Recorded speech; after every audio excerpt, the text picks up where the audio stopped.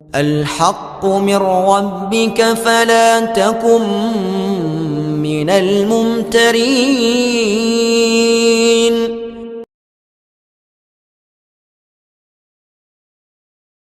Dukun dakwah Al-Haqqu TV, pembangunan asrama, panti asuhan dan pondok pesantren Al-Haqqu, serta pembangunan Masjid Islamic Center Al-Haqqu. Salurkan donasi Anda melalui Bank Syariah Indonesia dengan nomor rekening 7726170370 dengan kode bank 451 atas nama Muhammad Rais, pengasuh panti asuhan dan pondok pesantren Al-Haqqu.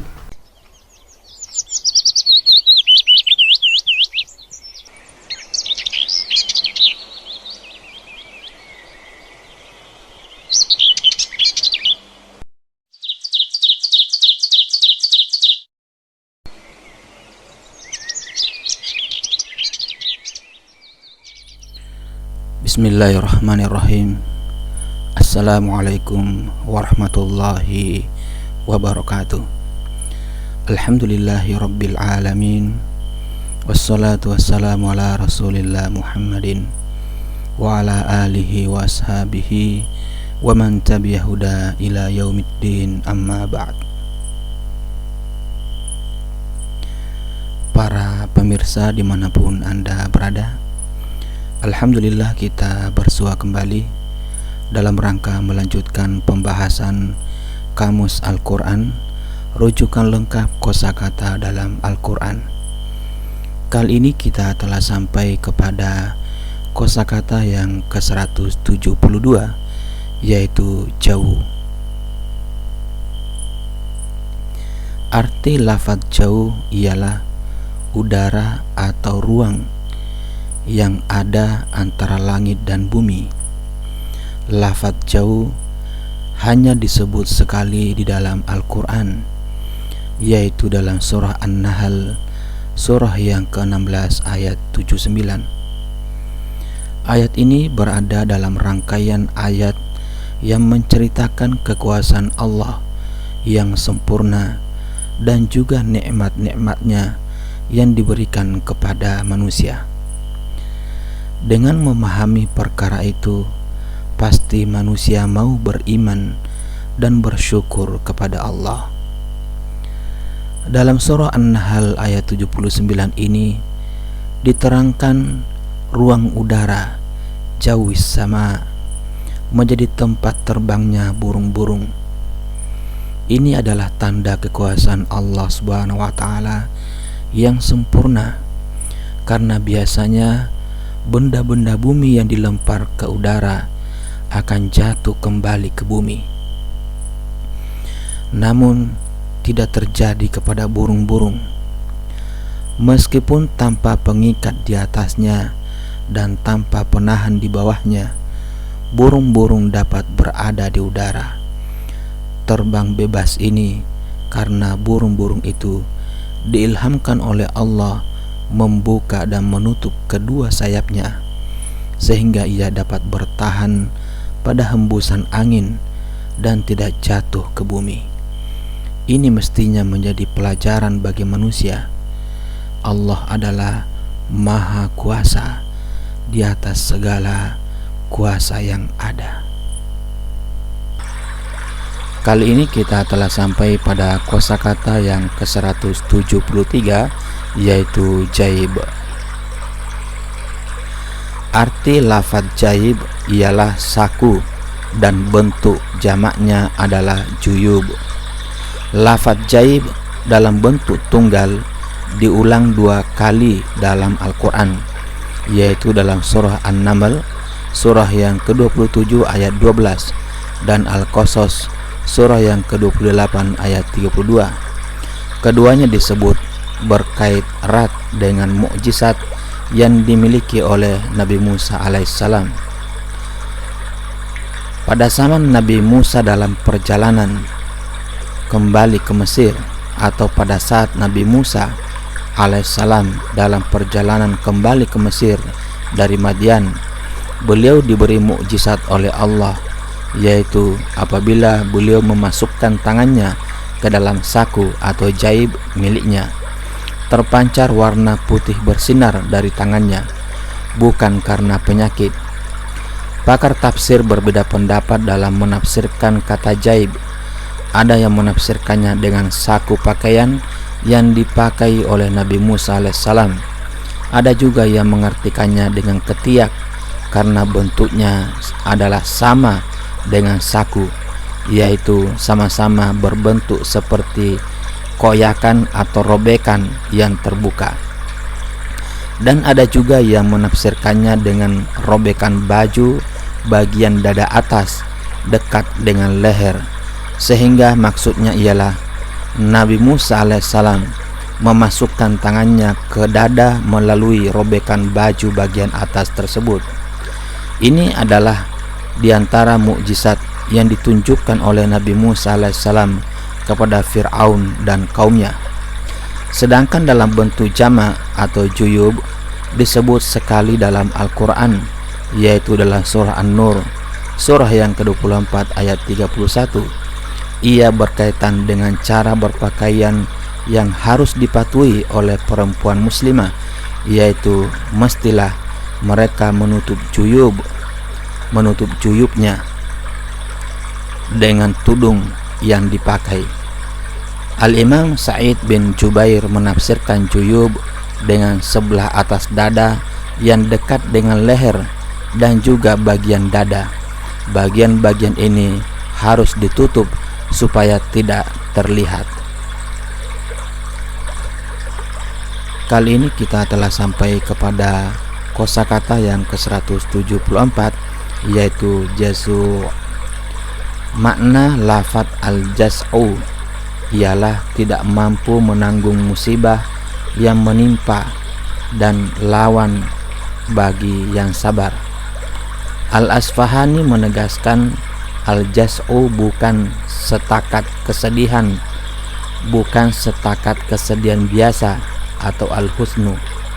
Lafaz al-jaz'u mempunyai maksud lebih khusus, lebih khas, yaitu kesedihan yang menyebabkan orang berpaling dari matlamatnya sehingga dia terputus dari matlamat itu.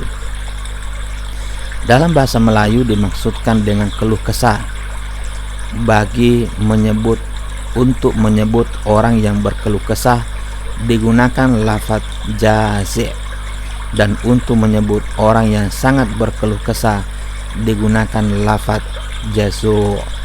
Sehingga kata jazu' merupakan bentuk sigoh al-mubalaghah, bentuk kata superlatif yang bermaksud lebih atau sangat. Al-Quran hanya menyebut sekali lafaz jazu'a, yaitu dalam surah Al-Ma'arij, surah yang ke-70 ayat 20. Ayat ini berada dalam rangkaian ayat yang menerangkan dua tabiat manusia yang negatif, yaitu apabila mengalami kemiskinan, kesusahan atau sakit, dia banyak mengeluh, jazu'a. Al-Imam Ibnu Katsir menafsirkan lafaz jazu'a ialah sifat orang itu terkejut, mengeluh, hatinya kosong karena takut, dan juga putus asa untuk mendapatkan kebaikan sesudah itu. Tabiat kedua adalah kedekut. Apabila manusia mendapat kebaikan atau nikmat dari Allah, dia kedekut, tidak mau berkongsi dengan orang lain, tidak mau bekerja sama dengan orang lain, dan tidak mau menunaikan hak Allah. Manusia memang mempunyai sifat negatif seperti di atas, namun ada orang yang dipelihara Allah dari sifat-sifat buruk itu dan diberi petunjuk serta dipermudah mendapatkan rezeki dan kebaikan. Tanda-tanda orang yang dilindungi Allah dari tabiat-tabiat buruk itu diantaranya adalah selalu menunaikan sholat, memberikan sebagian hartanya kepada orang yang berhak, percaya pada hari akhirat, takut kepada azab Allah, menjaga kemaluannya dari zina, menjaga amanah dan menepati janji, dan sebagainya, seperti yang diterangkan dalam surah di dalam ayat 22 hingga ayat 34 dalam surah Al-Ma'arij. Kali ini kita telah sampai kepada kosakata yang ke-175, yaitu Jibil. Al-Isfahani mengatakan maksud lafaz Jibil ialah kumpulan yang besar atau ramai. Ia disebut demikian karena disamakan dengan gunung Jabal, karena bentuknya juga besar. Lafaz ini disebut sekali dalam Al-Quran dalam bentuk Jibillah, yaitu dalam surah Yasin, surah yang ke-36 ayat 62. Imam Mujahid, Qatadah, As-Suddi dan Sufyan bin Uyainah menafsirkan lafaz Jibillah pada ayat ini dengan makhluk yang banyak, al-khalqul kasir. Dalam rangkaian ayat ini diterangkan pada hari kiamat nanti orang kafir diminta mengasingkan diri dari kumpulan orang beriman. Kemudian mereka diingatkan semula oleh Allah ketika di dunia. Para rasul melarang mereka mendengar pujuk rayu syaitan. Mereka pun tahu sesungguhnya syaitan sudah menyesatkan sekumpulan besar, jibilan kasira, sekumpulan besar dari manusia. Namun mereka tidak mau memikirkannya dan tetap ikut dan patuh kepada syaitan. Ungkapan ini merupakan penghinaan Allah kepada orang kafir, sehingga dengan penghinaan ini perasaan mereka di akhirat semakin sedih, tersiksa dan merana. Kali ini kita telah sampai pada kosakata yang ke-176, yaitu Jibillah. Arti lafaz Jibillah ialah pembawaan, tabiat dan juga sekumpulan manusia. Lafaz Jibillah hanya disebut sekali di dalam Al-Quran, yaitu dalam surah Asy-Syu'ara, surah yang ke-26 ayat 184. Al-Imam Mujahid dan juga yang lain menyatakan maksud al-jibillatul awwalin dalam ayat itu ialah makhluk atau umat-umat terdahulu. Ayat ini berada dalam rangkaian ayat yang menceritakan tentang Ashabul Aikah. Mereka tidak mau mentaati Nabi Syuaib yang diutus Allah untuk mengubah sikap mereka. Ada banyak perkara yang menjadi fokus dakwah Nabi Syuaib. Antaranya adalah perintah mencari harta secara halal, tidak boleh mengurangi timbangan atau sukatan, dan juga tidak melakukan kerusakan di muka bumi. Perkara lain yang ditekankan oleh Nabi Syuaib semasa berdakwah kepada kaumnya adalah mengingatkan Allah yang mencipta mereka semua, mengingatkan tentang Allah yang menciptakan mereka semuanya dan juga kaum-kaum sebelum mereka, al-jibillatul awwalin. Ini menunjukkan bahwa Allah yang maha kuasa dan memberi rahmat kepada mereka, sehingga mereka hendaklah bertakwa, taat dan patuh kepadanya.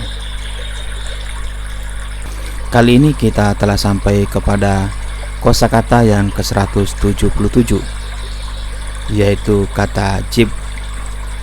Arti lafaz jib ialah semua perkara yang disembah selain Allah. Ada yang mengatakan kata itu merupakan sebutan untuk berhala, dukun, penyihir dan yang semisalnya atau yang seumpamanya. Kata al-jibtu hanya disebut sekali dalam Al-Quran, yaitu dalam surah An-Nisa, surah yang keempat ayat 51. Ahli tafsir berbeda pendapat tentang maksud kata al-jibtu, namun semua arti itu menunjukkan kepada perbuatan atau benda yang buruk. Di antara arti-arti itu adalah sihir, syaitan, musyrik, patung berhala, dan dukun. Ada juga yang menganggapnya sebagai panggilan kepada dua tokoh Yahudi yang ingkar kepada Nabi, yaitu Hayy bin Akhtab dan Ka'ab bin al-Ashraf. Dalam hadis yang dilaporkan atau yang diriwayatkan oleh Qubaisah bin Mukharik disebutkan Nabi Muhammad SAW berkata, al-iyafatu wat-taraku wat-tayratu minal jibti. meramal dengan cara melemparkan batu, dan meramal akan datangnya hal buruk dengan berpedoman kepada datangnya burung tertentu, termasuk al-jibtu. Hadis ini menerangkan akidah Yahudi, yaitu akidah yang tidak murni. Meskipun mereka percaya wujudnya Tuhan dan mempunyai kitab suci, namun mereka juga percaya kepada al-jibt. Kepercayaan mereka kepada al-jibtu mengalahkan kepercayaan mereka kepada dakwah yang dibawa oleh Nabi Muhammad sallallahu alaihi wasallam. Kali ini kita telah sampai pada kosakata yang ke-178, yaitu jid. Arti lafaz jid ialah leher. Lafaz jid disebut sekali dalam Al-Quran, yaitu dalam surah Al-Masad, yaitu surah yang ke-111 ayat 5. Ayat ini menerangkan di neraka nanti leher istri Abu Lahab akan diikat dengan tali fi jidiha habalum mim masad. Ini merupakan siksaan yang pedih kepadanya karena dia membantu suaminya Abu Lahab dalam menentang dan menyakiti Rasulullah sallallahu alaihi wasallam. Al-Imam Ibnu Katsir menerangkan tali yang melilit leher istri Abu Lahab dikumpulkan kembali untuk membakar suaminya pula. Ketika di dunia, dia adalah pembantu yang setia pada Abu Lahab untuk menyakiti Rasulullah SAW. Di akhirat, dia juga menjadi penolong setia suaminya untuk merasakan azab dan siksa. Bentuk azab yang seperti ini amat pedih dan menyakitkan. Kali ini kita telah sampai pada kosakata yang ke-179, yaitu jidar judur. Arti lafaz jidar ialah tembok. Bentuk jamaknya adalah judur. Lafaz jidar dalam bentuk tunggal diulang 2 kali dalam Al-Quran, yaitu dalam surah Al-Kahfi, surah yang ke-18 ayat 77 dan 82. Adapun dalam bentuk jamak yaitu judur disebut sekali dalam Al-Quran, yaitu dalam surah Al-Hasyr, surah yang ke-59 ayat 14. Dalam surah Al-Kahfi ayat 77 dan 82 menerangkan kisah Nabi Musa alaihissalam dengan Nabi Khidir. Dalam ayat 77 diceritakan Nabi Musa dan Nabi Khidir berjalan bersama hingga sampai ke sebuah negeri. Mereka minta dihidangkan makanan dan minuman sebagai tetamu kepada penduduk negeri itu, tetapi penduduk negeri itu tidak mau memberi hidangan kepada mereka. Kemudian mereka menjumpai tembok atau jidar rumah yang hampir roboh. Lalu Nabi Khidir menegakkan semula tembok tersebut. Nabi Musa alaihissalam berkata, "Sekiranya kamu mau, kamu boleh mengambil upah." Ini adalah pelanggaran ketiga yang dilakukan Nabi Musa alaihissalam, karena sebelum itu beliau berjanji tidak akan bertanya tentang apa yang dilakukan Nabi Khidir, sampailah Nabi Khidir menerangkan perbuatannya itu. Akhirnya Nabi Khidir membuat keputusan. Nabi Musa tidak sanggup belajar bersabar dengannya dan mereka pun berpisah. Sedangkan ayat 82 menerangkan Nabi Khidir menceritakan hikmah di sebalik perbuatannya. Tembok atau jidar rumah, tembok rumah yang sengit itu merupakan kepunyaan 2 orang anak yatim, dan di bawahnya ada harta benda simpanan mereka berdua. Ayah mereka adalah orang yang soleh, dan Allah menghendaki apabila mereka dewasa nanti dapat mengeluarkan harta simpanannya itu sebagai rahmat dari Allah Subhanahu wa taala. Sedangkan surah Al-Hasyr, surah yang ke-59 ayat 14 menceritakan orang Yahudi dan orang munafik adalah penakut dan pengecut, karena mereka tidak berani berperang menghadapi tentara muslim secara langsung, kecuali mereka menyerang kaum muslimin dari kawasan yang dikelilingi benteng atau di sebalik tembok pagar min wara'i judur. Kali ini kita telah sampai kepada kosakata yang ke-180 yaitu jis atau juzu. Lafaz jiz'u maksudnya ialah bagian bawah dari pohon atau pokok. Imam Al-Qurtubi mengatakan semua kayu yang berada pada bagian bawah pohon atau pokok atau batang dinamakan dengan jise atau jiz'u. Lafaz jiz'u disebut 2 kali dalam Al-Quran, yaitu dalam surah Maryam surah yang ke-19 ayat 23 dan 25. Adapun bentuk jamaknya ialah juzu, disebut sekali dalam Al-Quran dalam surat Toha surah yang ke-20 ayat 71. Semua bawah pokok atau bawah pohon atau bawah batang yang disebutkan di dalam Al-Quran adalah bawah pokok kurma, jiz'un nakhlati, dan juzu'un nakhlah, juzu'un nakhl. Ayat ke-23 dan 25 surah Maryam menceritakan keadaan Sayyidah Maryam ketika hendak melahirkan Nabi Isa alaihissalam.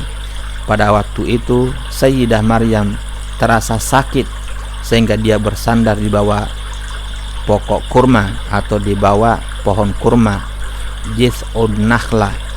Beliau mengeluh karena rasa sakit tersebut. Namun Allah Subhanahu wa taala memberi kabar gembira kepada Maryam melalui malaikat Jibril supaya jangan bersedih karena Allah menciptakan aliran air di bawahnya dan memerintahkan Maryam menggoyangkan bawah pokok kurma, jiz'in nakhlah atau batang korma,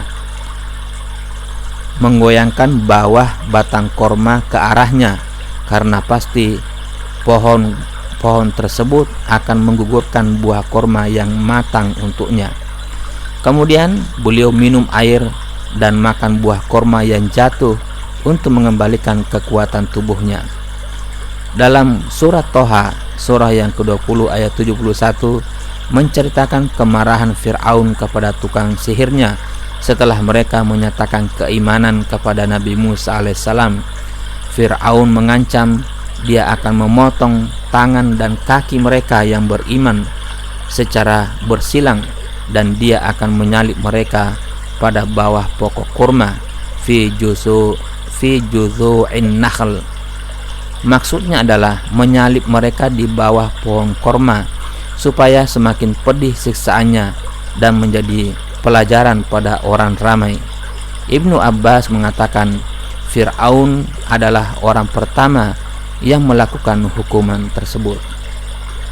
Kali ini kita telah sampai kepada kosakata yang ke-181 yaitu jifan. Lafaz jifan merupakan bentuk jamak dari kata jafnah yang berarti piring yang digunakan untuk makanan. Di dalam Al-Quran hanya menyebut bentuk jamak dari kata ini yaitu jifan. Ia hanya disebutkan sekali dalam Al-Quran, yaitu dalam surah Saba, surah yang ke-34 ayat 13. Ayat ini berada dalam rangkaian ayat yang menceritakan tentang anugerah dan nikmat Allah yang diberikan kepada keluarga Nabi Daud alaihissalam. Ayat ini menceritakan tentang nikmat yang diberikan kepada putra Nabi Daud alaihissalam, yaitu Nabi Sulaiman alaihissalam. Di antara nikmat yang disebutkan dalam ayat ini adalah Nabi Sulaiman alaihissalam mempunyai pekerja-pekerja dari kalangan jin-jin. Jin-jin itu melakukan apa yang diperintahkan Nabi Sulaiman alaihissalam, seperti membangun bangunan yang tinggi, membuat patung-patung, piring-piring yang besar, yang besarnya seperti kolam, dan periuk yang tetap berada di atas tungku.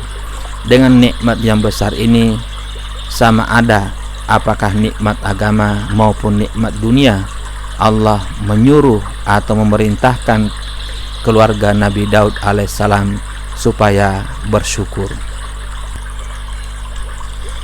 Kali ini kita telah sampai pada kosakata yang ke-182 yaitu jihad, mujahidun.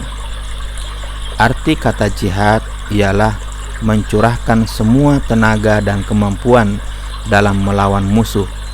Orang yang berjihad disebut mujahid, jamaknya adalah mujahidun. Menurut Al-Isfahani, bentuk jihad ada 3. Pertama, jihad melawan musuh yang nampak. Kedua, jihad melawan syaitan. Dan yang ketiga, jihad melawan hawa nafsu. Kata jihad diulang 4 kali dalam Al-Quran, yaitu dalam surah At-Taubah, surah yang ke-9 ayat 24, surah Al-Hajj, surah ke-22 ayat 78, Al-Furqan, surah ke-25 ayat 52, dan surah Al-Mumtahanah atau Al-Mumtahinah, surah ke-60 ayat 1.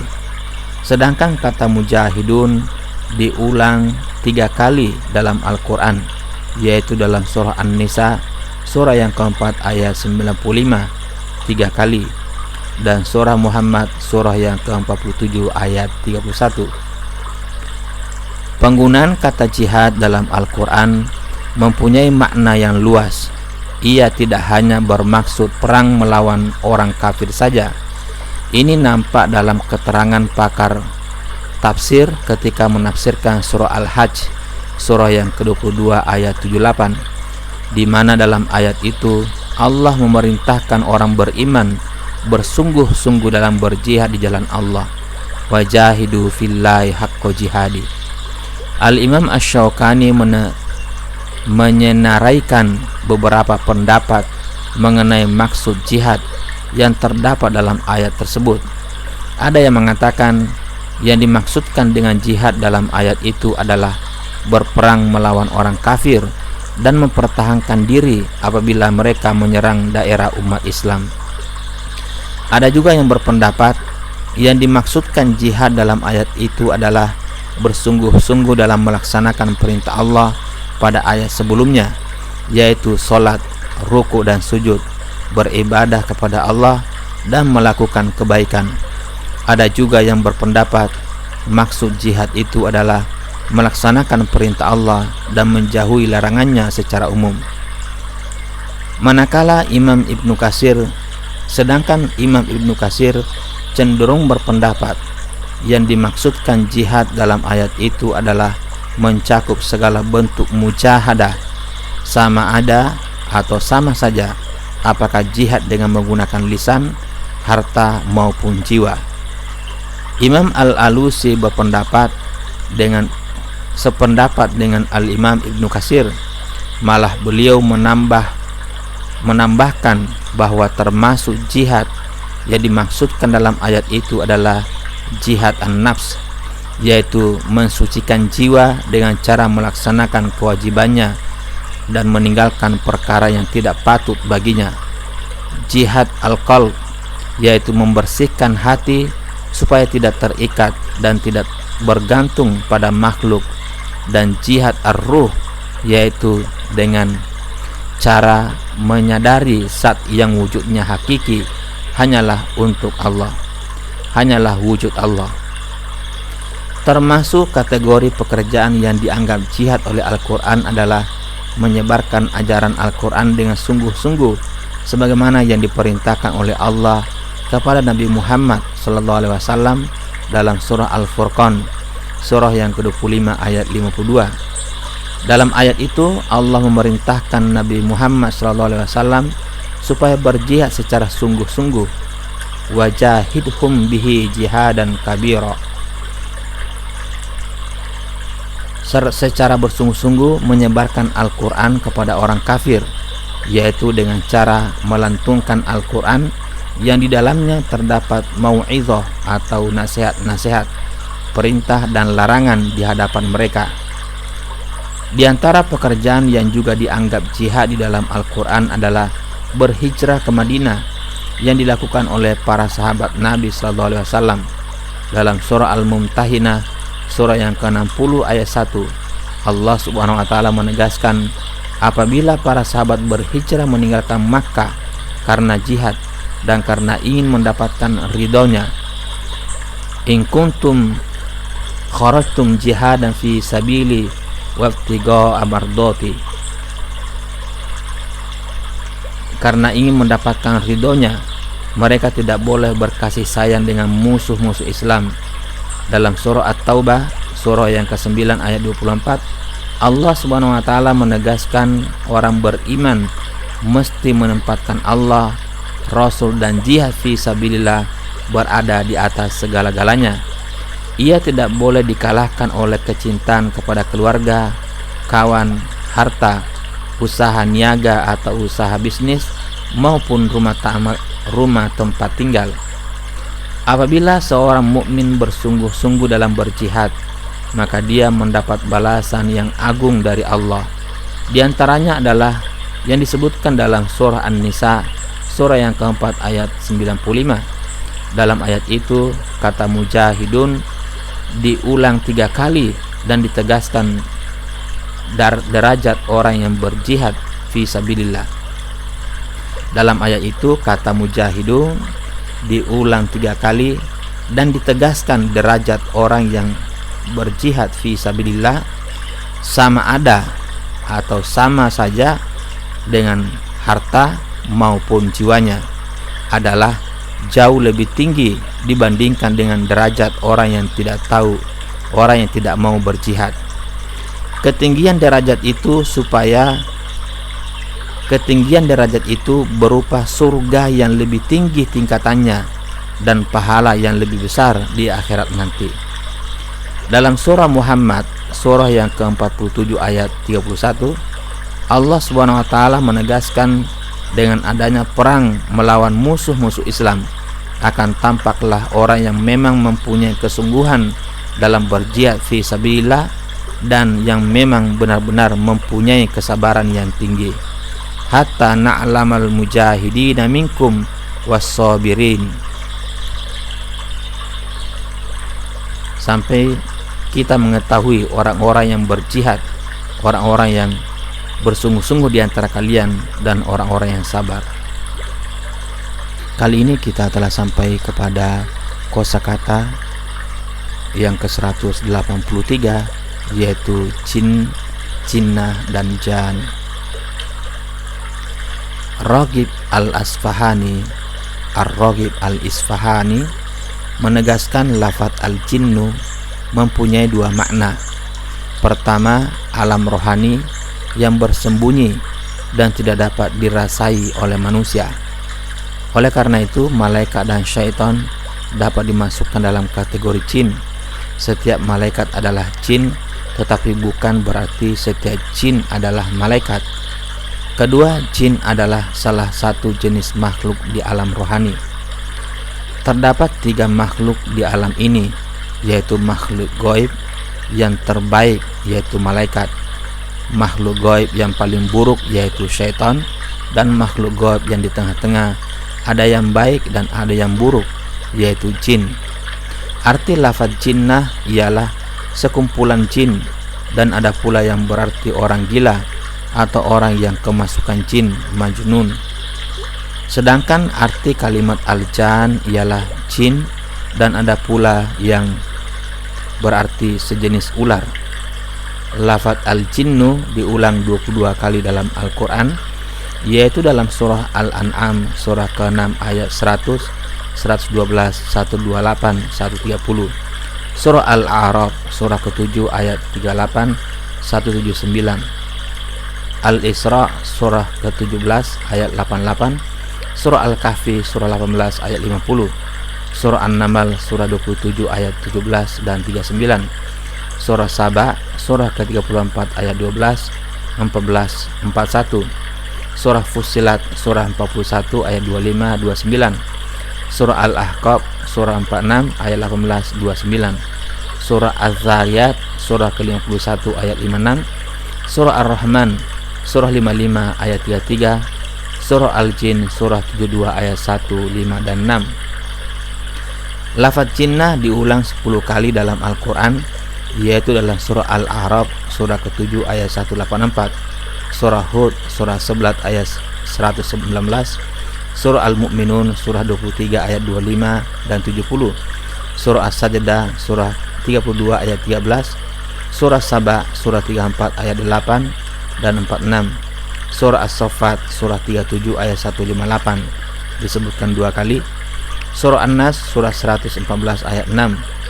Sedangkan kata al-jan diulang 7 kali dalam Al-Quran, yaitu dalam surah An-Naml surah 27 ayat 10, surah Al-Qasas surah 28 ayat 31, surah Ar-Rahman surah 55 ayat 15, 39, 56, 74, surah Al-Hijr surah 15 ayat 27. Sebagian besar ahli tafsir mengartikan kata jinnah yang terdapat dalam surah As-Saffat surah ke-37 ayat 158 dengan malaikat. Malaikat disebut dengan istilah jinnah karena mereka termasuk makhluk yang tertutup dari pandangan mata.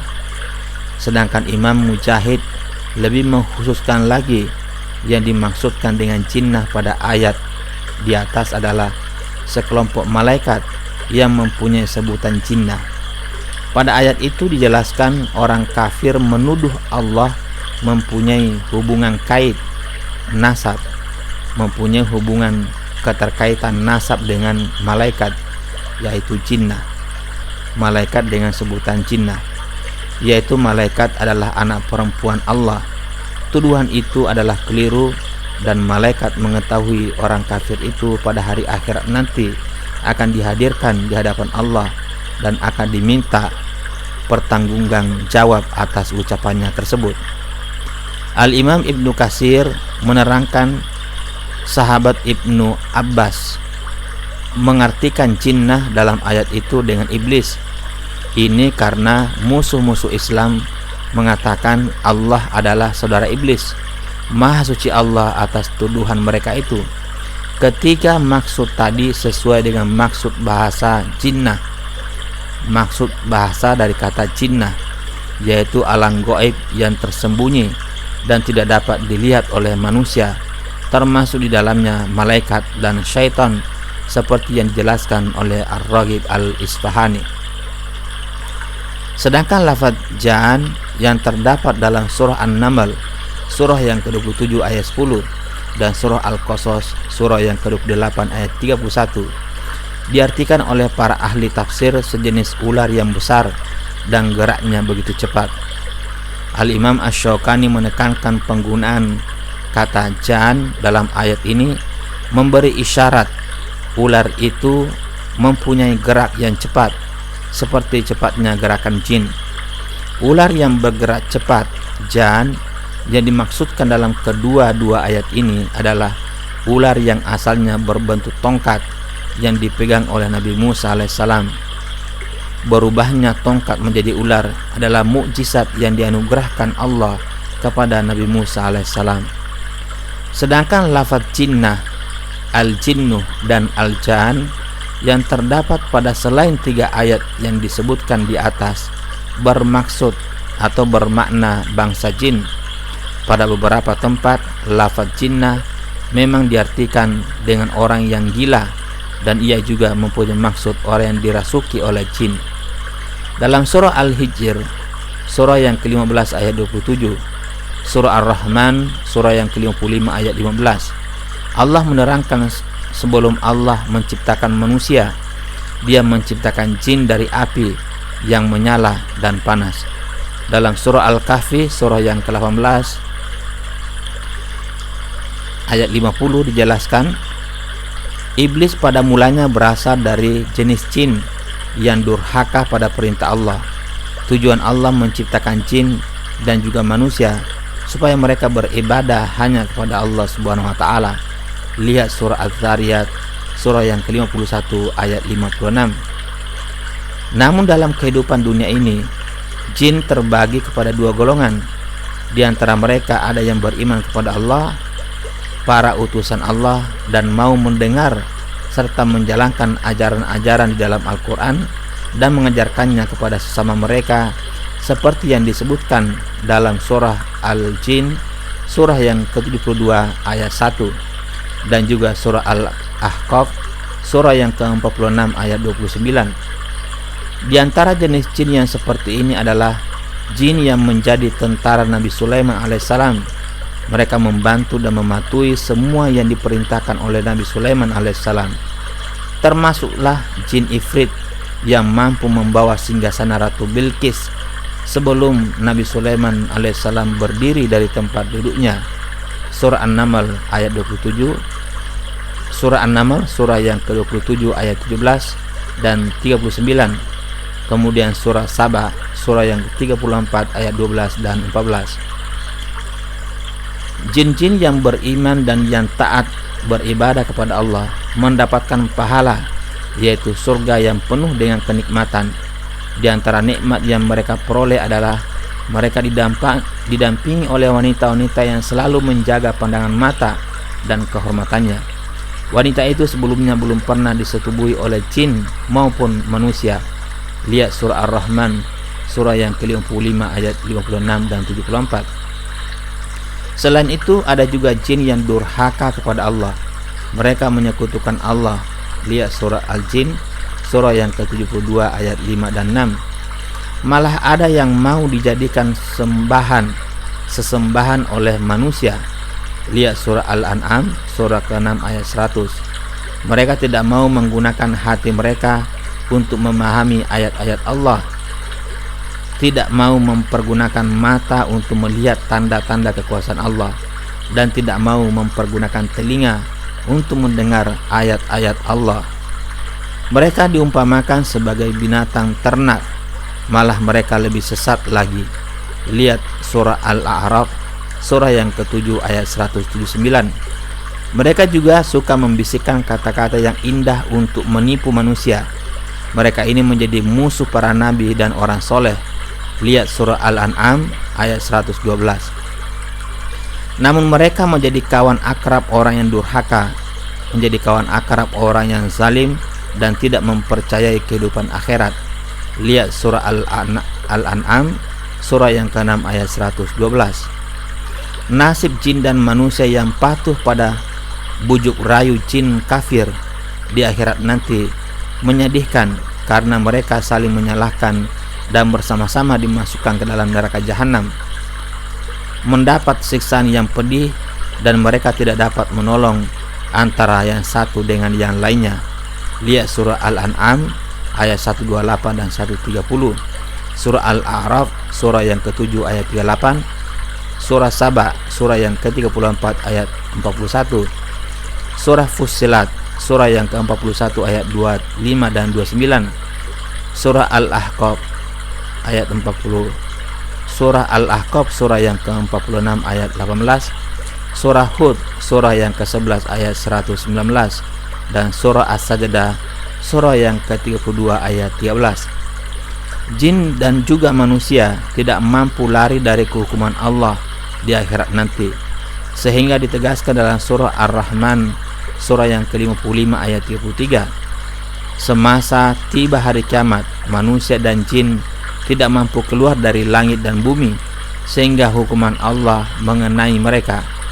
Dalam surah Ar-Rahman surah ke-55 ayat 39 ditegaskan bahwa hari kiamat nanti bagi mengetahui jin, untuk mengetahui jin dan manusia yang durhaka, para malaikat tidak perlu bertanya kepada mereka satu persatu, karena jin dan manusia yang durhaka mempunyai tanda khusus yang membedakannya dari jin dan manusia yang beriman.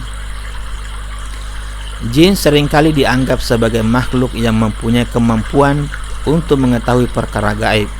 Namun anggapan ini ditolak oleh Allah Subhanahu wa taala, karena ketika kematian Nabi Sulaiman alaihissalam mereka tidak dapat mengetahuinya secara pasti. Mereka mengetahui kematian Nabi Sulaiman alaihissalam setelah beberapa waktu kemudian, seperti yang ditegaskan dalam surah Saba surah yang ke-34 ayat 14. Jin juga tidak mampu menyusun rangkaian kata-kata yang sama seperti di dalam Al-Quran. Dalam surah Al-Isra ayat 88 ditegaskan, apabila jin dan manusia berkumpul dan saling membantu untuk menciptakan kitab seperti Al-Quran, mereka tidak mampu melakukannya. Dalam surah An-Nas surah yang ke-114 ayat 6, Allah Subhanahu wa taala memberikan cara kepada kita bagaimana berdoa memohon perlindungan dari godaan syaitan, sama ada dari jenis jin maupun manusia. Lafaz jinnah dalam beberapa ayat diartikan dengan orang gila. Di antara para nabi yang pernah dituduh oleh kaumnya sebagai orang gila atau orang yang dirasuk oleh jin adalah Nabi Muhammad SAW dan Nabi Nuh alaihissalam. Dalam surah Al-A'raf surah yang ke-7 ayat 184, surah Al-Mu'minun surah 23 ayat 70, dan surah Sabah surah 34 ayat 8 dan 46 diterangkan orang kafir menuduh Nabi Muhammad SAW sebagai orang gila atau orang yang dirasuki jin sehingga dia tidak menyadari apa yang diucapkan. Namun Allah Subhanahu wa taala menegaskan Nabi Muhammad SAW bukan orang gila. Apa yang diucapkan oleh Nabi Muhammad SAW merupakan wahyu yang berasal dari Allah. Begitu juga dengan Nabi Nuh alaihissalam. Dalam surah Al-Mu'minun surah yang ke-23 ayat 25, Nabi Nuh dituduh kaumnya sebagai orang gila karena mengajarkan hukum yang tidak sesuai dengan aturan-aturan yang berlaku pada umumnya. Kali ini kita telah sampai pada kosakata yang ke-184, yaitu jihad. Lafaz jihad adalah salah satu bentuk jamak dari lafaz jayyid, yang artinya ialah sesuatu yang baik atau elok. Bentuk jamaknya yang lain adalah jayaid. Di dalam Al-Quran, lafaz yang disebut atau lafaz yang disebutkan tadi hanya bentuk jamaknya, yaitu jihad, dan ia hanya disebut sekali dalam Al-Quran, dalam surah Shad surah yang ke-38 ayat 31. Al-Imam Asy-Syaukani menyatakan kata jihad dalam ayat ini digunakan untuk menyifatkan kuda dan artinya ialah kuda yang kuat melawan musuh. Sedangkan Imam Ibnu Katsir menyatakan lafaz jihad dengan yang bergerak cepat. Dalam ayat ini diceritakan Nabi Sulaiman alaihissalam sedang ditunjukkan kepadanya kuda-kuda yang bagus, kuat melawan musuh dan bergerak cepat, as-safinatul jihad, sehingga beliau lalai dari mengingat Allah Subhanahu wa taala sampai matahari tidak terlihat oleh mata karena hilang di sebalik hijab. Kemudian Nabi Sulaiman alaihissalam menyembelih kuda-kuda itu supaya tidak lagi melupakannya dari mengingat Allah Subhanahu wa taala. Hal ini menunjukkan Nabi Sulaiman adalah orang yang bersegera dalam memohon ampun kepada Allah Subhanahu wa taala setelah melakukan satu kesalahan. Kali ini kita telah sampai pada kosakata yang ke-185, yaitu jizyah. Arti lafaz jizyah ialah cukai yang wajib dibayar orang bukan Islam kepada umat Islam sebagai ganti kepada keamanan dan manfaat-manfaat lain yang mereka rasakan dan gunakan. Bentuk jamaknya adalah jizya. Lafaz jizyah hanya disebut sekali dalam Al-Quran, yaitu dalam surah At-Taubah surah yang ke-9 ayat 29. Dalam ayat itu diterangkan orang yang diberikan kitab Allah, orang yang diberikan kitab yaitu ahli kitab, apabila membayar cukai atau jizyah atau pajak dengan patuh dan taat, umat Islam tidak boleh memerangi karena setelah membayar jizyah mereka dianggap sebagai mu'ahad atau mu'ahid, yaitu orang yang melakukan janji setia kepada kerajaan Islam sehingga jiwa, harta dan kehormatannya dilindungi. Para pakar berbeda pendapat mengenai siapakah yang wajib membayar jizyah itu. Al-Imam Asy-Syafi'i, Imam Ahmad, Abu Hanifah, As-Sawri dan Abu Thawr berpendapat yang wajib membayar jizyah adalah ahli kitab, yaitu orang Yahudi dan Nasrani, termasuk juga Majusi. Sedangkan Al-Imam Al-Auza'i dan Imam Malik berpendapat yang wajib membayar jizyah adalah semua orang kafir.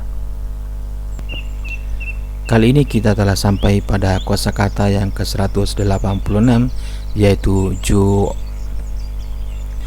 Arti lafaz ju ialah lapar, lawan untuk kenyang. Lafaz ju diulang 4 kali dalam Al-Quran, yaitu dalam surah Al-Baqarah, surah yang kedua ayat 155, An-Nahl surah yang ke-16 ayat 112, Al-Ghasyiyah surah yang ke-88 ayat 7, surah Quraisy surah yang ke-106 ayat 4. Dalam surah Al-Baqarah surah 2 ayat 155 disebutkan beberapa dugaan dan cobaan yang diberikan Allah kepada manusia, yaitu sedikit ketakutan, kelaparan, kekurangan harta, jiwa, dan buah-buahan. Dugaan dan cobaan ini adalah untuk menguji manusia yang sabar di antara mereka. Dalam surah An-Nahl surah 16 ayat 112 disebutkan kelaparan juga kadang-kadang menjadi azab, yaitu untuk orang yang durhaka pada ajaran yang dibawa oleh Nabi, seperti yang dialami oleh Makkah, negeri yang dahulunya aman dan tentram.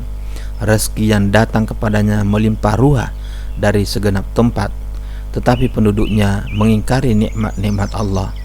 Oleh sebab itu, Allah membiarkan mereka merasakan kelaparan dan ketakutan. Dalam surah Quraisy surah yang ke-106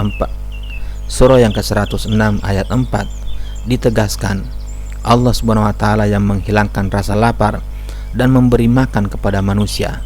Oleh karena itu, hendaklah manusia menyembahnya. Dalam surah Al-Ghasyiyah surah yang ke-88 ayat 7 diterangkan, makanan penghuni neraka adalah pohon-pohon berduri yang tidak dapat menggemukkan tubuh badan dan tidak pula menghilangkan lapar. Kali ini kita telah sampai kepada kosakata yang ke-187, yaitu judad. Lafaz judadun merupakan bentuk jama dari lafaz juddah. Maksudnya adalah jalan. Al-Mubarrad mengatakan makna juddah ialah jalan dan garis, sedangkan Al-Jauhari memberikan makna yang lebih khusus, yaitu garis yang berada di belakang keledai yang warnanya berbeda dari kulit keledai. Lafaz ini disebut sekali dalam Al-Quran dalam bentuk jamaknya, yaitu judah, judadun. Dapat ditemui dalam surah Fatir surah yang ke-35 ayat 27. Para mufassir mengartikan judadun dalam ayat ini dengan jalan atau garis yang ada pada gunung-gunung dan menyamakannya dengan urat-urat darah dalam tubuh manusia. Ayat ini berada pada rangkaian ayat yang menerangkan kekuasaan Allah yang sanggup menciptakan makhluk sama jenis namun bentuknya beragam. Makhluk ciptaannya yang disebut pada rangkaian ayat ini adalah buah-buahan yang mempunyai pelbagai warna, berbagai macam warna. Manusia dan hewan juga mempunyai pelbagai atau berbagai warna. Begitu juga dengan gunung-gunung. Allah menciptakannya dengan pelbagai warna. Pelbagai atau berbagai mempunyai warna dan ragam seperti yang dapat dilihat oleh mata. Sebagian gunung itu mempunyai garis-garis atau judadun yang warnanya juga bermacam-macam. Ada yang putih dan ada juga yang merah. Sebagian gunung juga ada yang berwarna hitam legam keseluruhannya. Hati orang yang memahami dan menyadari kehebatan ciptaan ini tentu terasa takut kepada penciptanya. Kali ini kita telah sampai pada kosakata yang ke-188, yaitu majzuz dan juzaz. Arti lafaz jazza ialah memotong. Apabila dikatakan jazzar rajulu syai'a, artinya lelaki itu memotong sesuatu. Untuk menyebut sesuatu yang dipotong digunakan lafaz majzuz yang dipotong, sedangkan lafaz juzaz ialah potongan-potongan yang hancur. Lafaz juzaz disebut sekali di dalam Al-Quran, yaitu dalam surah Al-Anbiya surah 21 ayat 58. Sedangkan lafaz majzuz juga disebut sekali dalam Al-Quran dalam surah Hud surah yang ke-11 ayat 108. Dalam surah Al-Anbiya surah 21 ayat 58 berada pada rangkaian ayat yang menceritakan tentang keberanian pemuda yang bernama Ibrahim dalam menghadapi tradisi musyrik yang dilakukan oleh kaumnya.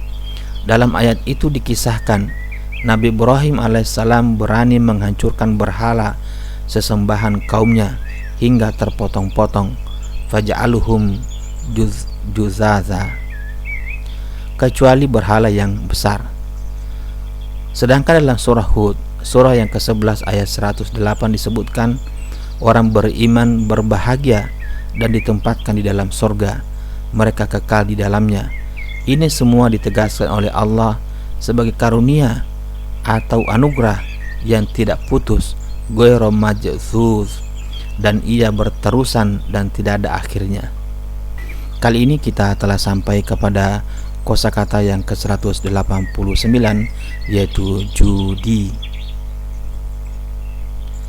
Lafaz judi ialah nama gunung tempat berlabuhnya kapal Nabi Nuh alaihissalam setelah banjir besar.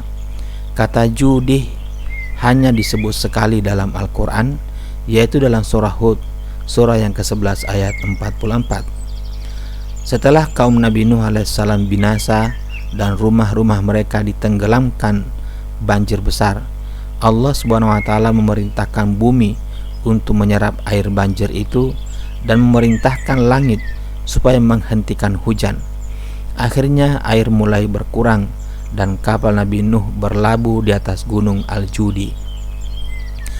Al-Isfahani mengatakan gunung Al-Judi berada di antara daerah Mosul dan semenanjung Arab. Al-Imam Qatadah menceritakan kapal Nabi Nuh telah dikekalkan oleh Allah dalam beberapa abad di gunung Al-Judi di tanah semenanjung supaya menjadi pelajaran dan bukti kekuasaannya. Umat Islam generasi pertama sempat melihat kapal tersebut.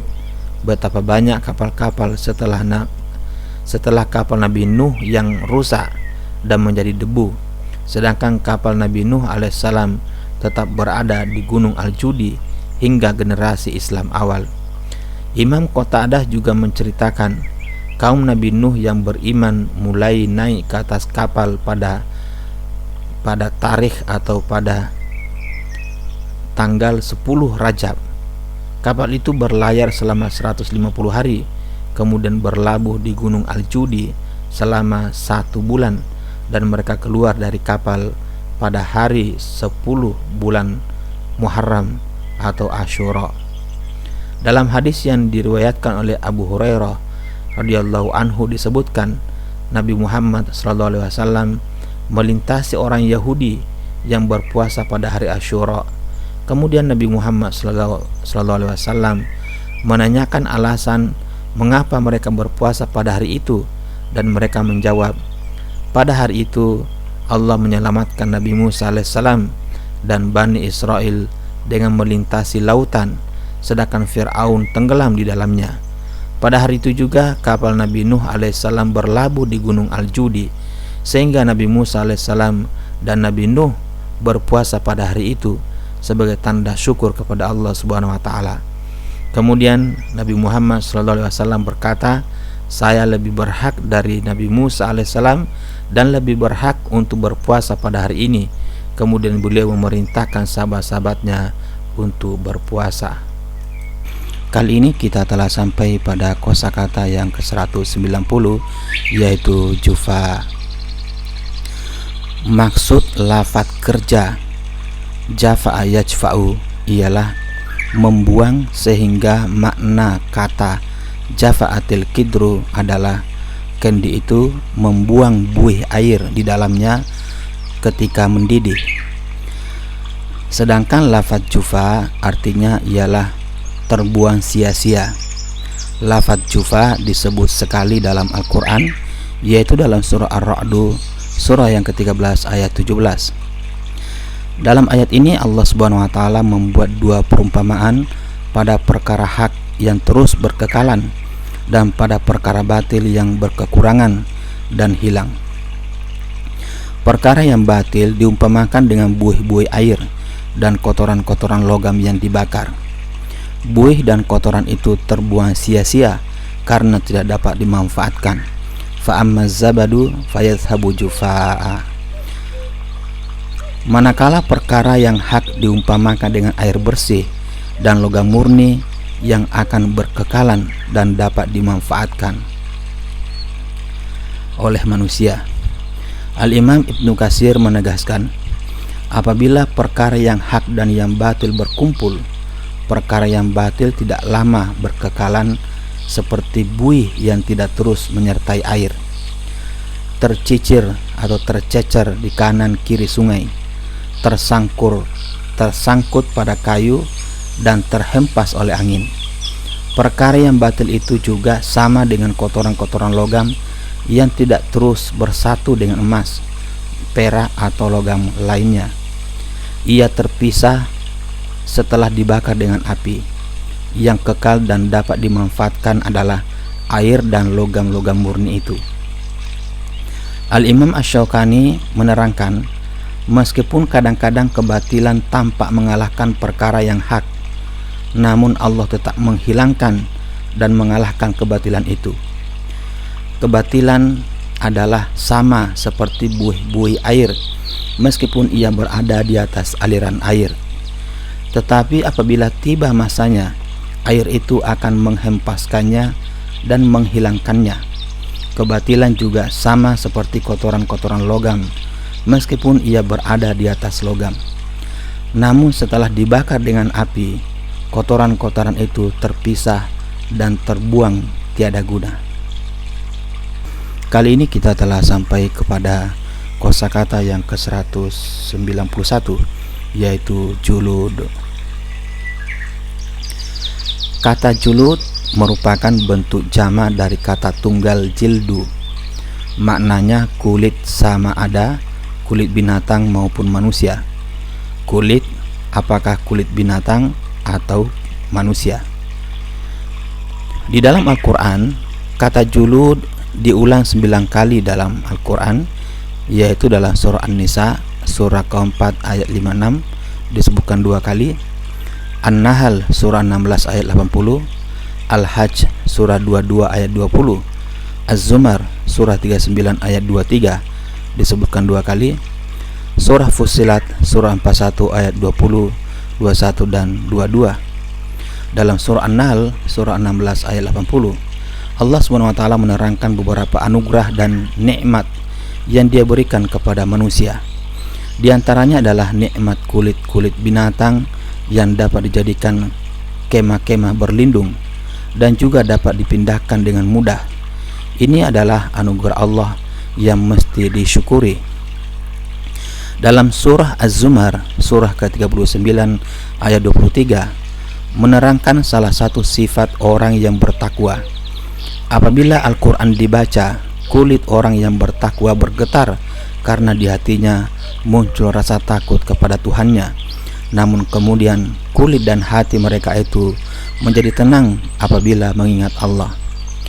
Manakala lafaz julud yang berada dalam surah Fussilat surah 41 ayat 20, 21, 22 dikaitkan dengan keadaan musuh Allah ketika digiring ke neraka.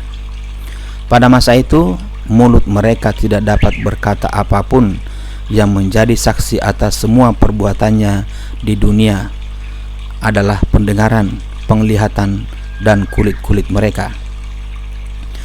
Begitu juga kata julud yang terdapat dalam surah An-Nisa surah yang keempat ayat 56 dan Al-Hajj surah 22 ayat 20. Diceritakan di neraka nanti, orang kafir dibuatkan pakaian untuk mereka yang berasal dari api neraka. Kemudian mereka disiram dengan air yang sedang mendidih ke atas kepala mereka.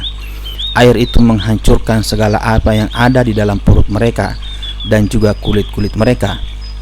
Diceritakan juga, setiap kali kulit mereka hangus, Allah mengganti kulit mereka dengan kulit yang lain, kemudian dihancurkan kembali.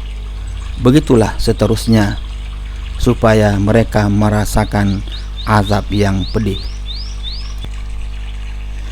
Kali ini kita telah sampai pada kosakata yang ke-192, yaitu jumlah. Makna jumlah ialah setiap sesuatu yang bagian-bagiannya terkumpul menjadi satu dengan sempurna.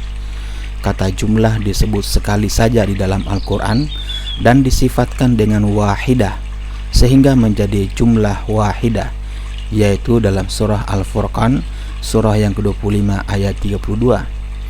Dalam ayat ini diceritakan orang kafir menanyakan tentang cara turunnya Al-Quran.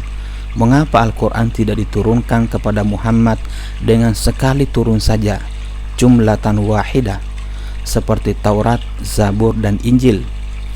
Imam Al-Isfahani mengartikan jumlah wahidah pada ayat ini dengan turun secara terkumpul menjadi satu dan tidak terpisah-pisah, dan tidak pula sedikit demi sedikit. Ada perbedaan pendapat mengenai siapakah yang mengajukan pertanyaan ini. Ada yang mengatakan mereka adalah orang kafir Quraisy, dan ada juga yang mengatakan mereka adalah orang Yahudi. Namun Allah menegaskan Dia akan memberikan jawaban yang benar dan tepat atas setiap pertanyaan dan tohmahan yang ditujukan kepada Nabi Muhammad SAW.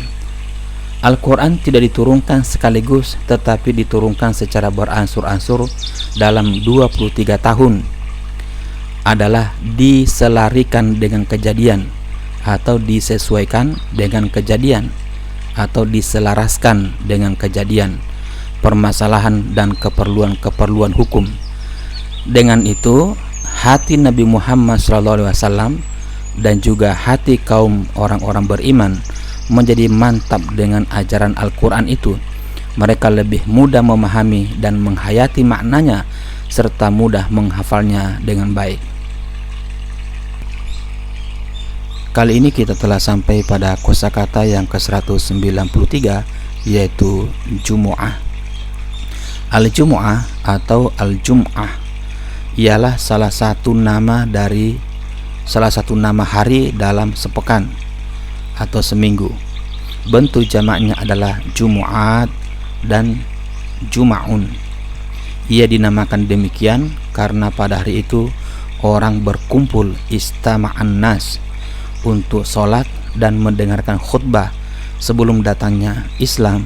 Hari itu disebut dengan hari Al-Arubah.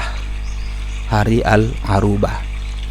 Diriwayatkan orang pertama yang memberi nama hari itu dengan hari Al-Jumu'ah adalah Ka'ab bin Lu'ay, datuk atau kakek dari Nabi Muhammad SAW. Pada hari itu Ka'ab bin Lu'ay mengumpulkan orang Arab, berkhutbah di hadapan mereka dan mengingatkan mereka tentang kedatangan seorang nabi di kalangan mereka. Kata Al-Jumu'ah disebut sekali di dalam Al-Quran, yaitu dalam surah Al-Jumu'ah, surah yang ke-62 ayat 9. Allah menetapkan satu hari yang digunakan oleh pengikut setiap agama atau millah berkumpul untuk melakukan ibadah. Allah menetapkan hari Jumat sebagai hari berkumpul untuk beribadah pada umat Islam, karena ia adalah hari ke-6 dalam hitungan satu pekan atau satu minggu, di mana pada hari itu Allah menyempurnakan ciptaan makhluk dan mengumpulkannya, sehingga hari itu adalah hari sempurnanya nikmat untuk hamba-hambanya. Allah juga menetapkan hari Jumat sebagai hari berkumpul untuk beribadah untuk kaum Bani Israel melalui perantaraan Nabi Musa alaihissalam.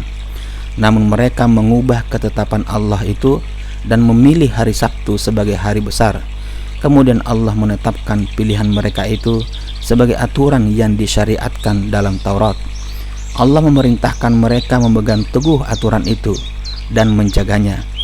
Di samping itu, Allah juga memerintahkan mereka mengikuti Nabi Muhammad SAW apabila beliau diutus di muka bumi.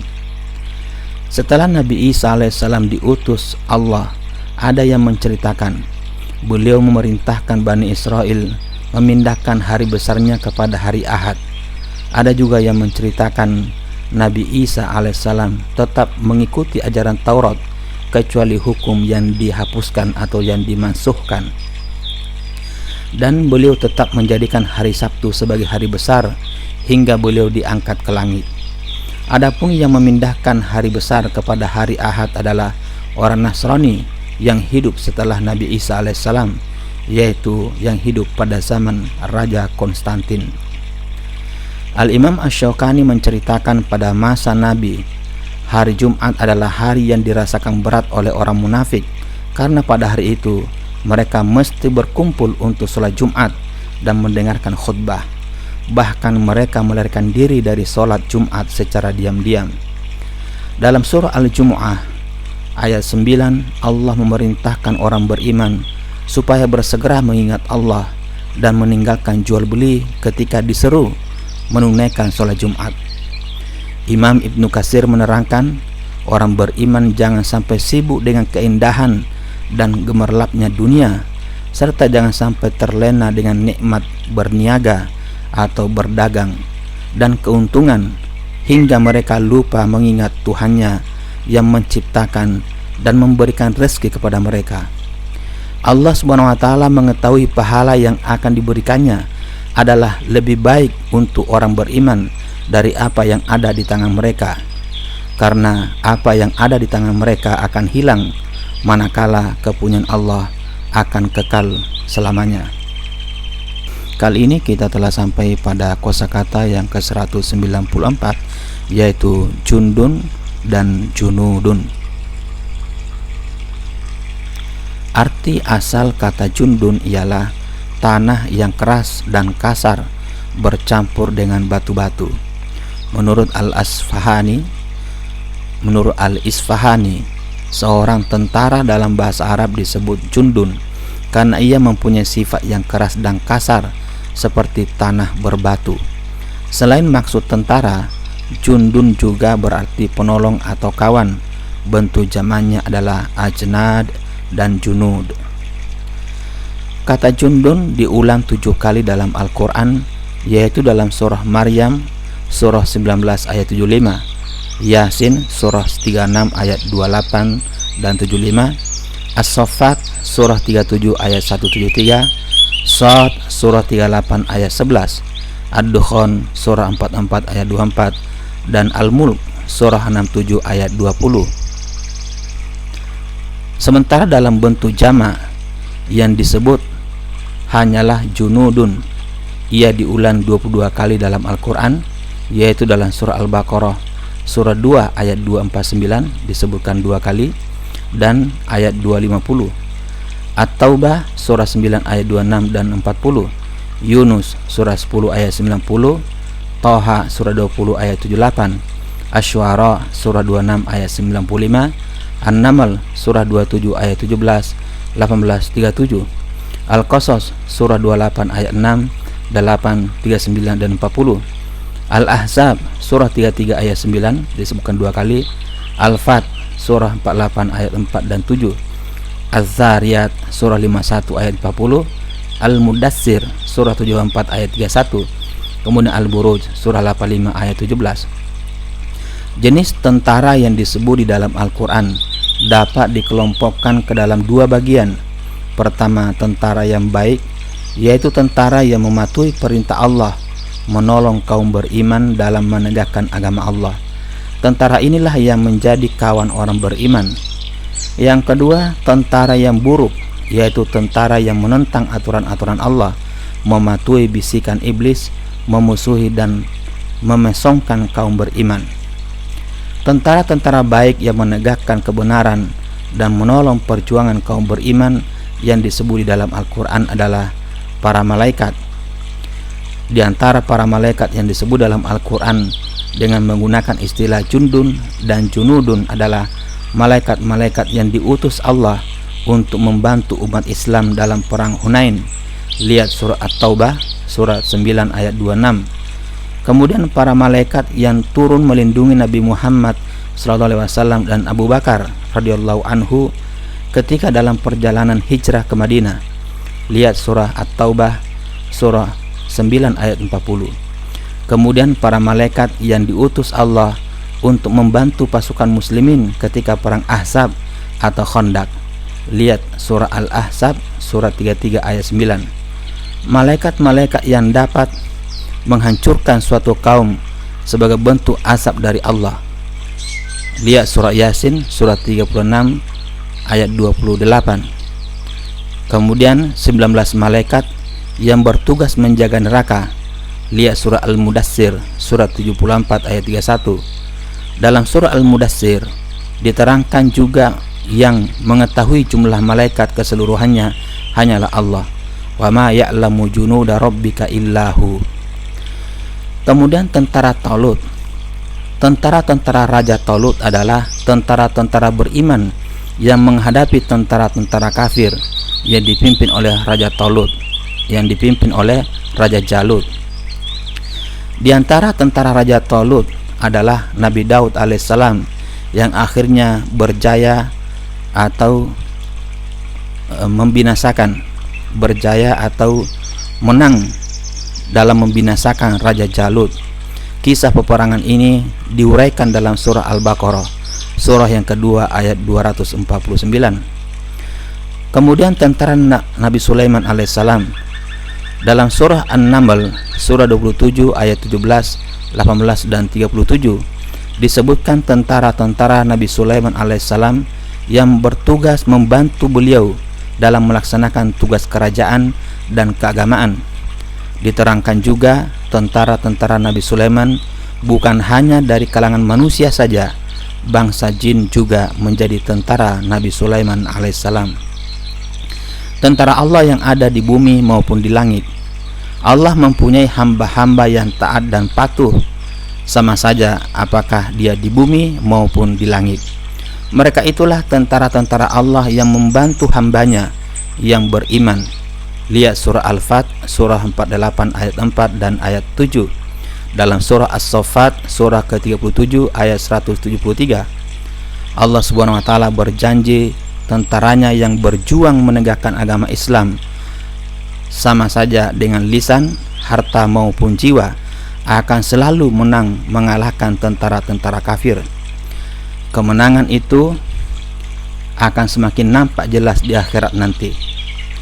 Adapun tentara-tentara jahat yang suka memesongkan manusia dan menentang kebenaran yang disebut di dalam Al-Quran adalah orang-orang kafir yang hidup pada masa Nabi Muhammad SAW. Dalam surah Shad surah 38 ayat 11, Allah Subhanahu wa taala menegaskan orang kafir pada masa Nabi adalah tentara yang mengalami kekalahan, sama seperti kalahnya orang kafir terdahulu. Tentara kafir sewaktu perang Ahzab atau Khandaq, mereka adalah orang musyrik Makkah, orang Yahudi dan orang munafik.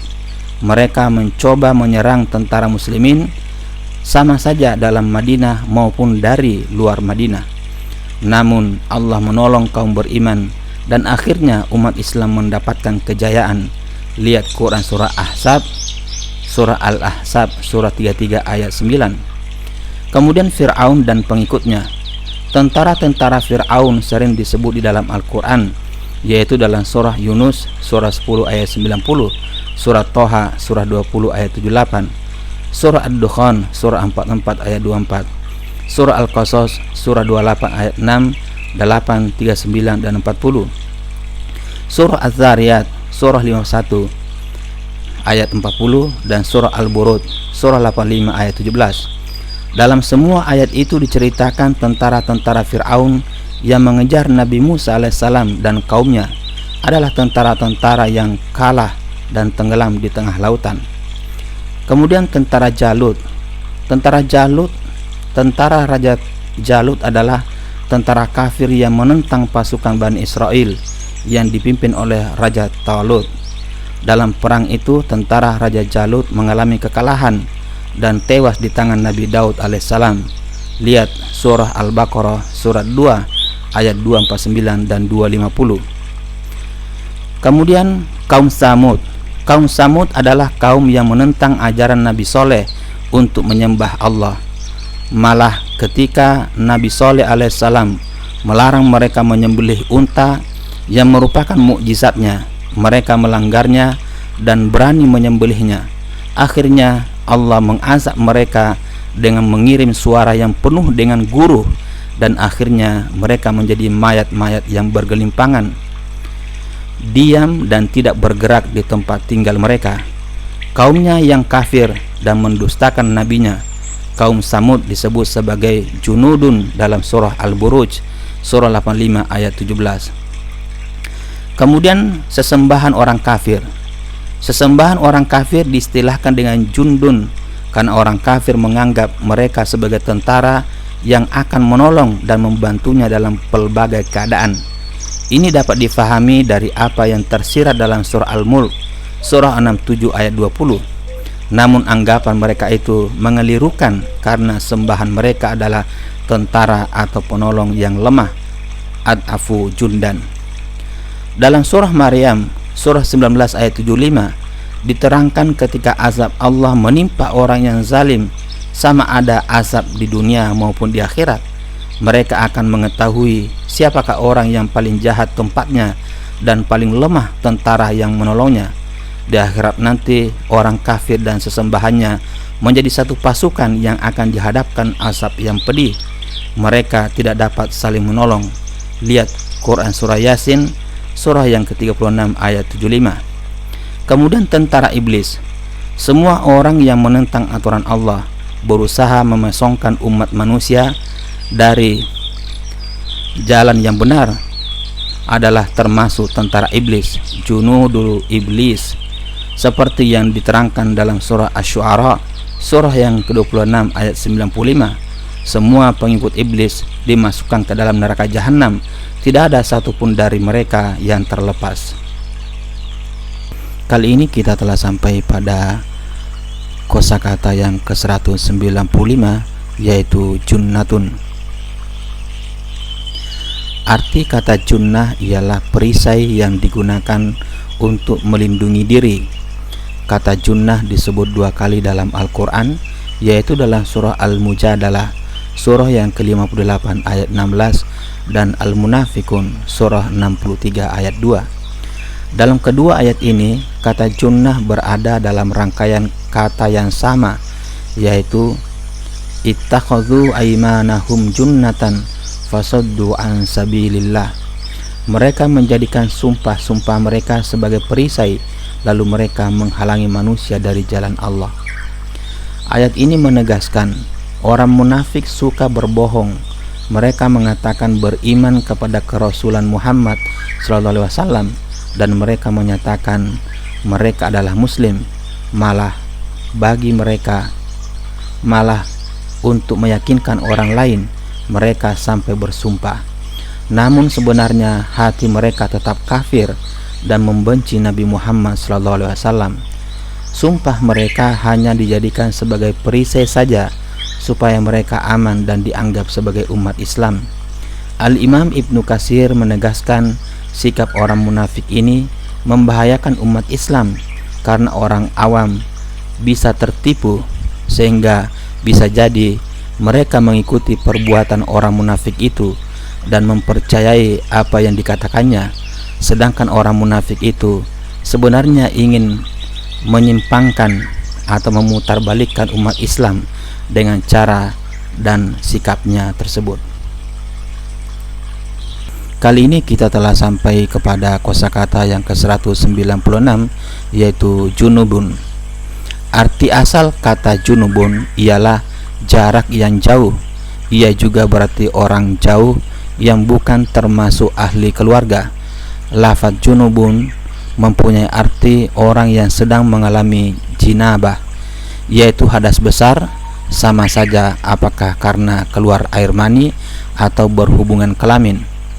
Orang yang berhadas besar dinamakan dengan junubun karena dia tidak bisa melakukan sholat.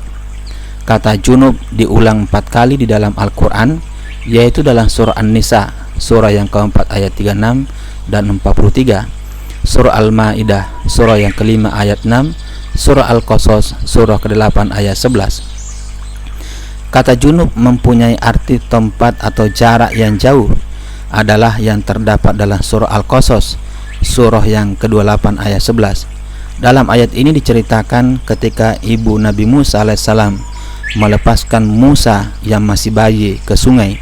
Beliau berpesan kepada saudara perempuan Musa mengawasi peti yang membawa Musa itu dari jauh. Fabasurat bihi an junub, supaya orang tidak mengetahuinya. Kata junub yang berarti orang jauh yang bukan termasuk ahli keluarga terdapat dalam surah An-Nisa surah yang keempat ayat 36. Dalam ayat ini Allah Subhanahu wa taala memerintahkan kaum beriman supaya senantiasa berbuat baik kepada beberapa golongan tertentu, diantaranya kepada al-jaril junub, yaitu tetangga yang dekat, tetangga yang jauh.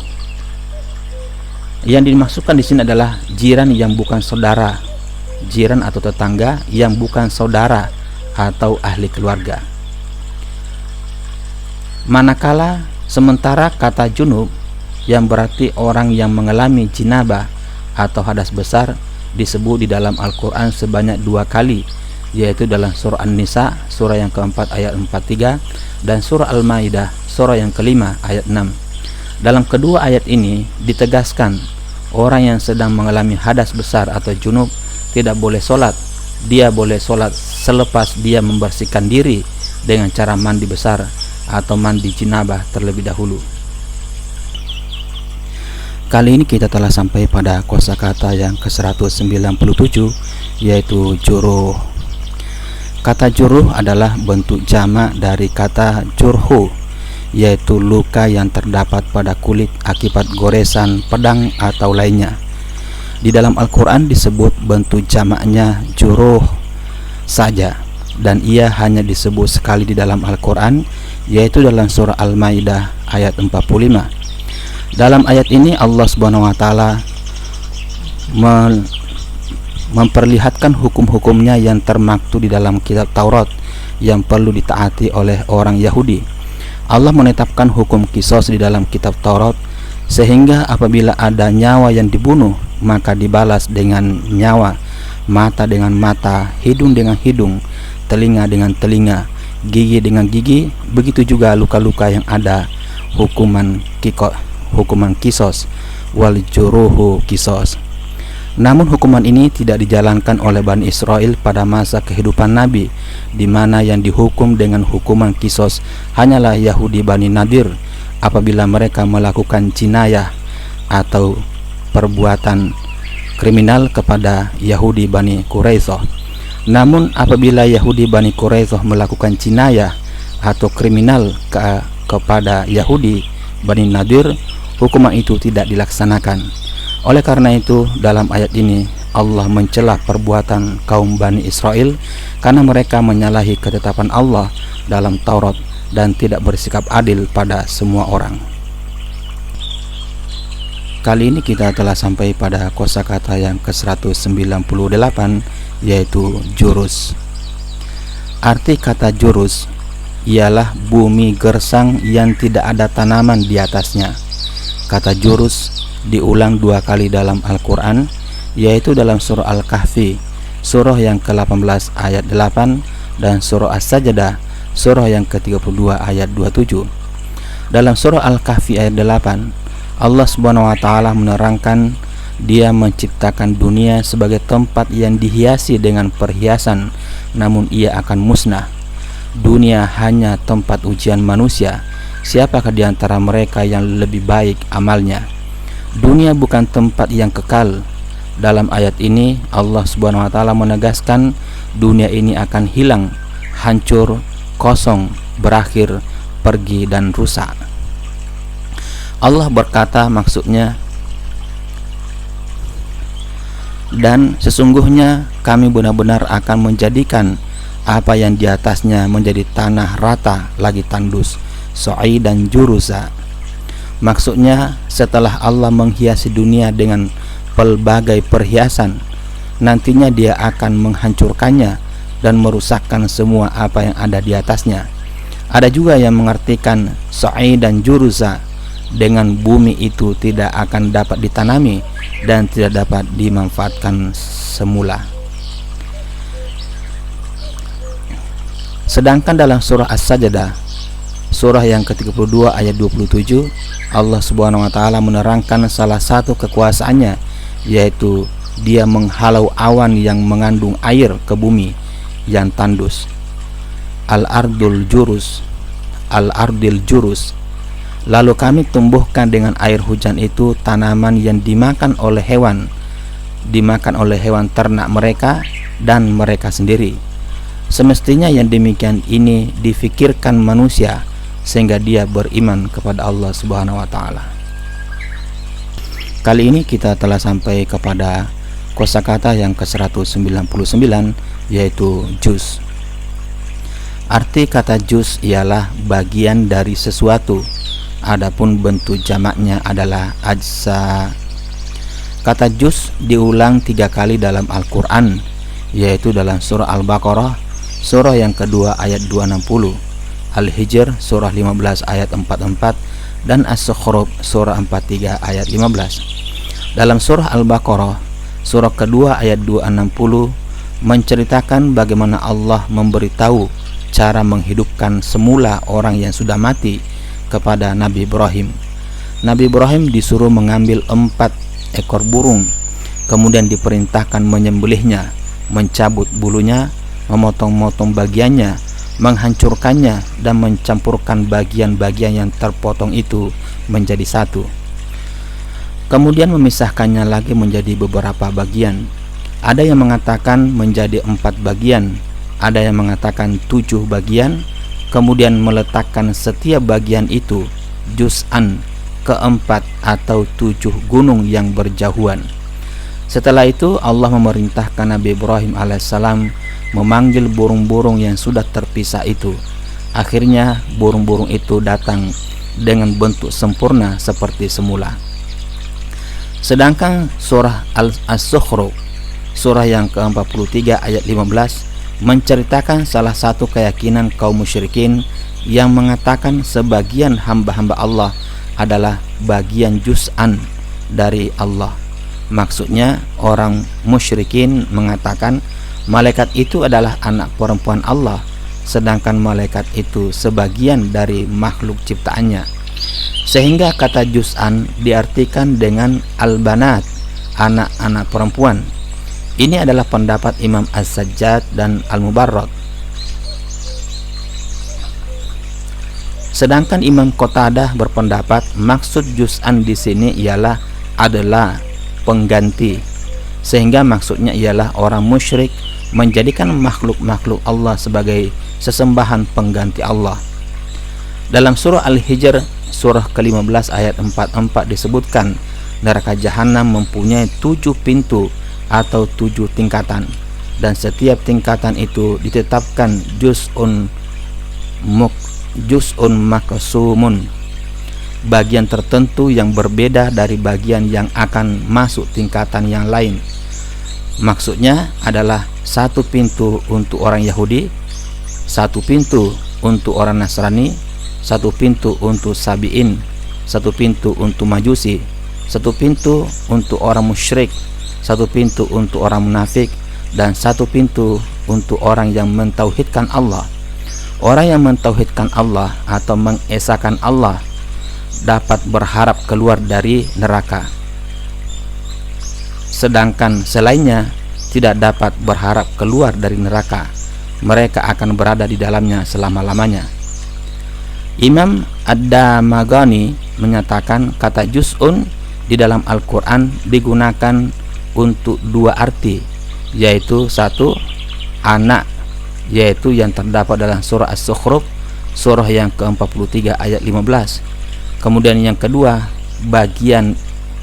Yang kedua artinya bagian, yaitu yang terdapat dalam surah Al-Baqarah surah yang kedua ayat 260 dan surah Al-Hijr surah yang ke-15 ayat 44.